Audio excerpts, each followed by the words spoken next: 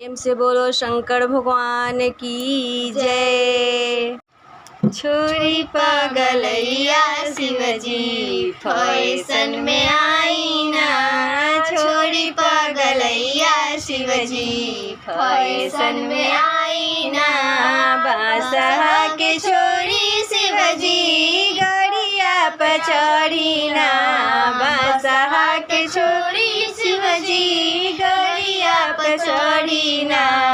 आजकल के फैशन में हीरो बन के आई ना, आजकल के फैशन में हीरो बन के आई ना। छोरी पगलैया शिवजी फैशन में आई ना। भभूति उतारी शिवजी बेल बटम पहिनी ना, मिर्गा छल उतारी शिवजी बेल बटम पहिरी ना। आजकल के फैशन में हीरो बन के आई ना। छोरी पगलैया शिवजी फैशन ले आई ना।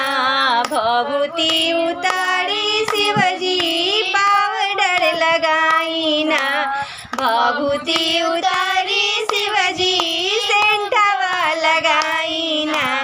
आजकल के फैशन में हीरो बन के आई ना, आजकल के फैशन में हीरो बन के आई ना। छोरी पगलैया शिवजी फैशन में आई ना। जाटवा उतारी शिवजी झुलुफी बढ़ाई ना, जाटवा उतारी शिवजी झुलुफी बढ़ाई ना।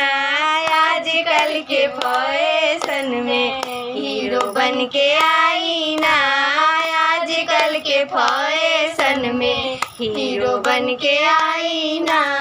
छोरी पगलैया शिवजी फैशन में आई ना।